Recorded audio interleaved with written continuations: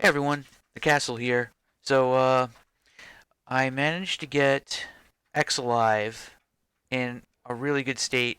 I'll talk about that in a second, but I want to thank my very first Patreon. Um, thanks a lot. I'm now making $2. It starts off a little bit, and then it continues to spread from there. I'm making $2 a month on Patreon now.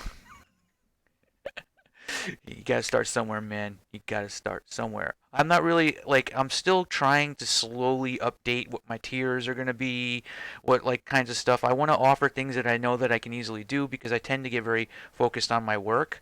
So I never really know like you know what I mean, like what to add for like goals and things of that nature, right? But it's like a slow cook. I'm cooking it up. $2 a month is pretty good if I can get 100 people to do that. It's like, hey, that's actually significant. Whatever. So, yeah, thanks for that. The very first Patreon. Now, I am going to be updating all of the things that I work on. Like, it probably not my VR chat avatars, but like any worlds that I create in VR chat, if um, any games that I work on, any future products, I'm probably going to have a little like thing that you can click and then you can view a full list of everyone who ever contributed to my Patreon. I'll have it online as soon as I can.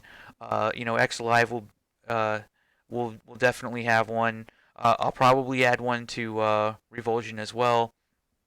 Um, as I continue doing like at least small updates to Revulsion and things of that nature. So right now I want to talk about the progress that I've been making with Xalive. So now you guys probably know that Xalive is an open world survival game. Right now it is nighttime, so it doesn't look too fancy. But um, one of the most major things that I needed to get in place in order for the editor, in order for the game to work correctly, is auto generation of icons. And this really had me confused for a while because I need to find a method to generate icons for all of the various different objects in the game in a smooth way where they get auto generated and I don't have to, since I'm just one person developing, it doesn't cost me like a huge amount of time to sit here and make icons and the tedious effort that's involved with that, right? I figured it out. I know how to do it now. And it's not that bad. Actually, performance wise, seems to be just fine. It's actually really good. And while the icons for like all of the different types of objects you can place in the level editor are fairly simplistic, or sometimes a little bit strange looking, it doesn't really matter. They just need to be something that's representative, where you can kind of just look at the image and get an idea of what you're looking at, and utilize it that way, right? So like, there's um, there's definitely this is definitely a really good thing. This is actually really huge because this is one of the cornerstone and pivotal things that I needed. So now I can do all of my inventory items. I can make it so that people can generate new guns, new items, and stuff like that during actual game time, where they can just drop down a little prefab. They could flap above the map and drop down like a prefab like thingy where you can create a new weapon, for example, and then add it to all of the various loot tables in the world, which I'm going to be using the save game system exactly like I use for everything else. So you can make a cool looking gun by, snapping a bunch of pieces together and everything like that, and then save that to a an item file, and then it'll be saved on the server, and then you can choose where that item gets placed in the loot tables and stuff like that. So maybe there's like a 1% chance that you'll get one of these kinds of, this new rifle that you made or something like that, right? Um, One of the things that I want to have is I want the game to be something that can be worked on while people are playing it. So that's one of the main goals of the game. So people can go into creative mode and fly around and build stuff and add things and copy stuff and build new tiles and then bring those in uh, while everybody is actually working on things. So like it's I don't know. It's just a major goal of mine. Like I'm still continuing to make progress on it and everything like that. Now, there's some concerns that are brought up that are uh, interesting. Like let's see. Let me take a look here. I've been playing Revulsion for the past few weeks, and I'm completely in love with it. So I definitely can't wait to play your follow-up. While I'm looking forward to the multiplayer for your next game, I'm hoping that if I just wanted to play by myself, or couldn't round anyone up, that it will be just as fun. Yeah. So very much in the same vein as something like 7 Days to Die or Minecraft, or you know, this is very much in that genre of open world survival style games. The things that I'm doing different are, how I'm structuring the game and how I'm sort of bringing it all together. I plan to have the game in a playable state very soon, actually, because one of the reasons why the icon thing was such a big deal is because I can now begin actually focusing on the gameplay stuff and actually like begin thinking about getting a basic world in place with like maybe one biome or something like that, and then actually be able to do the gameplay scripting and everything. So this game's not going to be developed in a bubble. Uh, uh, Definitely not for a little while. In fact, maybe that could be a tier on the Patreon if you want to gain access to the very, very, very early builds so that I can get feedback. If you want to do testing, maybe that can be. I don't know. I don't know if that's a good idea. I don't even know if that's legal. So I'll have to look into it. Like, it sounds like it's a good idea on paper, but in practice, it's probably me selling the game technically, and maybe that's not cool. So I'm not really sure where the line is on that front. I'm not sure. So, but my heart's in the right place. I just don't know how much of an idiot I'm being, basically. But yeah, to suggest something like that would be kind of cool. Like maybe I can just make the link available. It's really not that big of a deal. I want people actually checking the game out and playing it so they can catch these kinds of things early. So, like, back to what your point is. My current plan is that everything will be open to you as a solo player. Yeah, you can potentially unlock all skills and traits on one character, but it would take much longer time. Playing with friends will speed things up because people can specialize. Also, the death mechanic I currently have in mind involves having you go into a down state, similar to the danger mode Revulsion already has, in addition to the unconscious state. So, let me kind of explain that. So, like, when your health reaches zero, what happens is you'll see a bar appear. This is like exactly like Revulsion. I already did this. In Revulsion, you have the luxury of being able to slow the whole world down, but in multiplayer, you can't do that. So basically, what happens is you get into a down state where you're like, you're forced to kind of crouch and you're like moving slowly. And there are things that you can do to get out of this. You can heal yourself. You can whatever, right? But like once that bar reaches zero, I'm gonna do an additional thing that Revulsion doesn't have, where your character basically just passes out, and then you have a certain amount of time before you die, right? Now I'm thinking about that, like there could be types of enemies that don't care once they're unconscious. They basically feel like they defeated you, and they can just sort of walk off, or whatever, right? Um, but while you're in this unconscious state, another player can run over and click on you basically, and then wake you up. But while you're in the frenzied like down danger mode, other players can't really help you out of that unless they can throw a heal at you or something like that, right? So one of the things that this solves is that like in Borderlands, when you get into that like second wind mode, um, you're walking around trying to shoot stuff, and people are trying to click you, and then the other person just walks off. Um, in my system, people will be stuck in a stationary spot where, and then you begin to level. You cause them to recover. So this adds two layers of death mechanic that makes it so that the dying is very dramatic. In other words, it's going to feel very dramatic, like can somebody reach your corpse in time and blah blah blah. Are there like different ways that you can like lengthen how long you stay unconscious before you finally croak and have to respawn?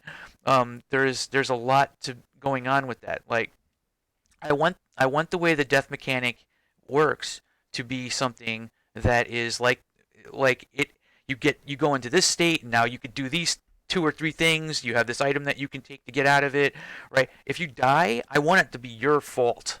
I don't want death to ever be something that just happens. I learned that this was a bad thing with Revulsion because a lot of the time, like, if I look at people playing RL Craft and stuff like that, how many times do you see people die in RL Craft? And it's a simple, you died, and your shit just explodes all over the floor and everything like that. Your items are trashed, like, you're probably never going to get them back and everything like that. It's just that you died, right? And I don't like that.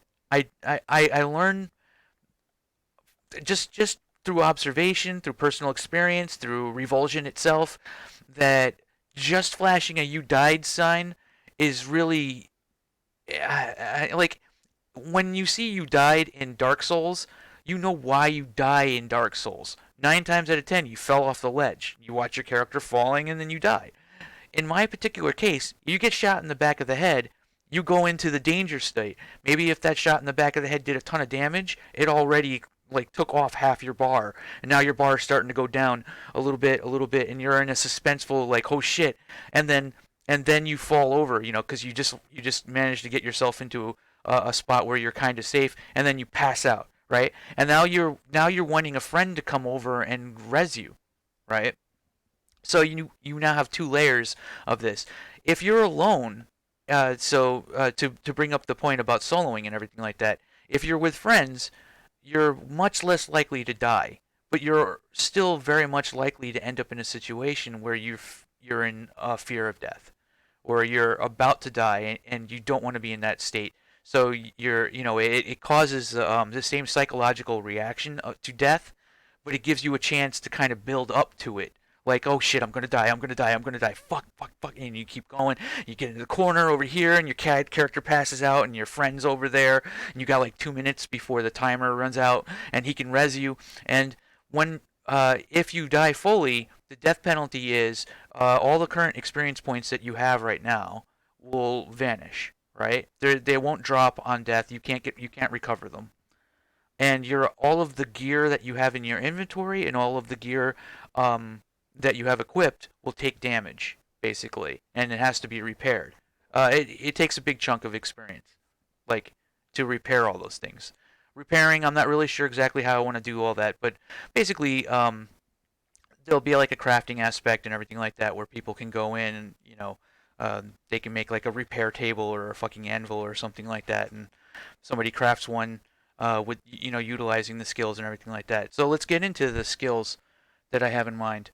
I want the skill system to be something where all it you can fully level your character up to be a jack of all trades, a master of everything, but it gets very long time to do that.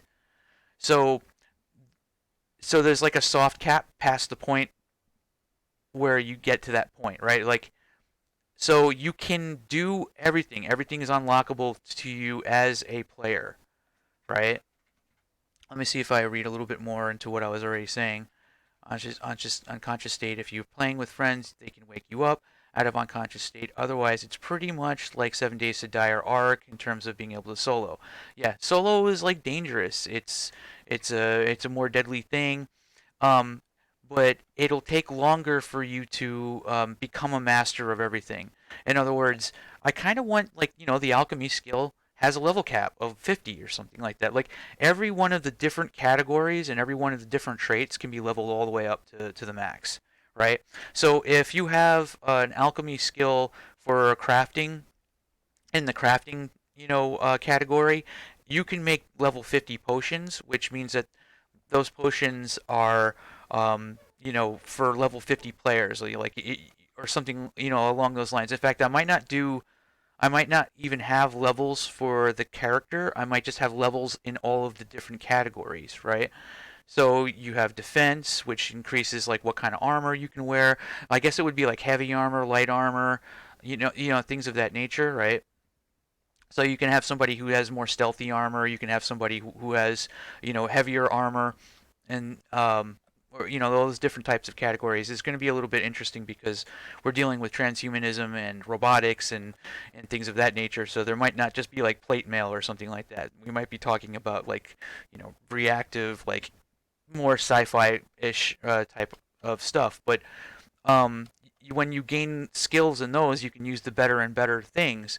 But then you have to have like an armor crafting skill that's high enough to be able to craft those things in the first place. So if you have a friend who has like a level 50 in their armor, in their defense skill, and they have like heavy armor leveled up to 50 as well, and a bunch of traits that are leveled up in various degrees, um, he'll need you to craft that armor for him because it would be ridiculous for him to also have, what I mean? He'd have to give up a bunch of other stuff in order to be able to have like his defense skill and his heavy armor crafting skill. It would take a ton of experience points in order to reach that point. But you can. But you can. That's the idea. That's the idea. Basically, I'm limiting, how much you can level up by how long it takes in order to get to that point. So it's not impossible. It just starts to get really slow. Like it starts to get really grindy. Now, I don't know exactly where I want the grind, how much of a grind I want things to be, but I kind of want everything that you do to give you experience points. Either it be breaking blocks and like getting building material or finding iron nodes so that you can get iron chunks or ore or whatever, and then you can smelt those. Like literally everything you do gives you experience points, and if you fully die through the from um, past the unconscious state, like whatever you currently had disappears. But you kind of like with RL craft, whenever you have just enough, you can immediately spend those points at any point in time. Now, I have explored the idea maybe of making it so that you can't spend your points unless you're lying down in a bed or something like that. This is the kind of stuff that I want to try out before going too far. Um, so now that I have the icon things figured out when it comes to X Alive, then I'm going to begin actually, delving pretty much right into exactly this. So I mean, we're talking literally like this week. I'm gonna probably be getting started into some crazy like setting up the structures for all of the inventory items and everything like that.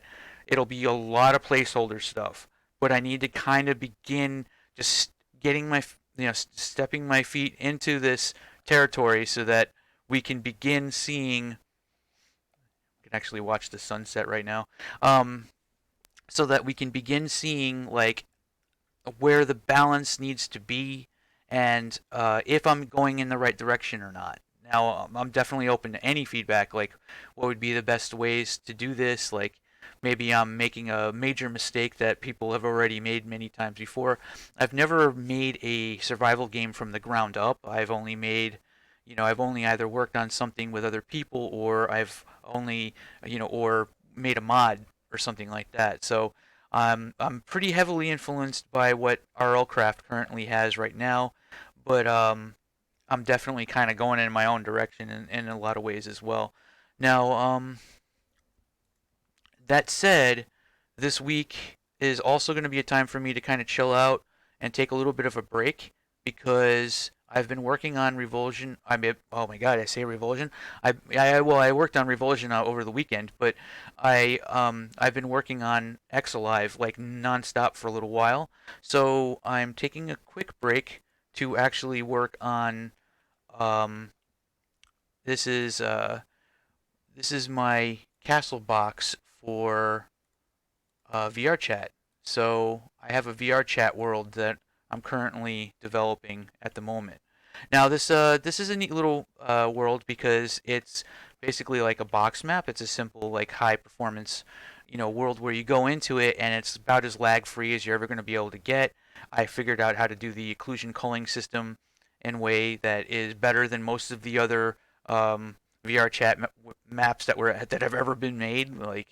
And I'm planning to flesh out a bar and a nightclub over here. Now this will be Zombie Dolls Nightclub. Um, so I bring that up because I'll probably have some footage kind of showing off this, and this will be going on until about Wednesday when I'll have a chance to kind of break off, and then I'm going to begin actually developing the gameplay stuff for X Alive. Now, um, with that said, this world that I'm working on right now, this VR chat world, will have a will actually have like a section for doing the hold on a second.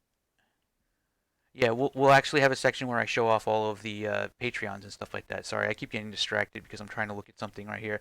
This is a swimming pool area that goes in the world. Like when you walk up to this, it creates another alternate little world around you within world space, and now you have like a swimming pool that you can dive into, and like a bunch of stuff. And I have to kind of change things around here as well. So it's just like a neat little world where. Uh, there are worlds inside of the world, and then depending on what you click on, it changes it. But if you don't click on anything, you're just in a box map. So people who have lower end computers can enjoy virtual reality with their friends and still communicate, while somebody can be hanging out in the swimming pool area, or you can go over here to a bar and things of that nature, and and you don't have to worry too much. So with that said, I'm gonna go ahead. I'm gonna end the video now. Shit, I went too long again. But yeah, there's a lot of stuff. There's just so many things to talk about at this point in time. But expect this week. I mean, I'm gonna keep doing my updates. So take it easy, everyone.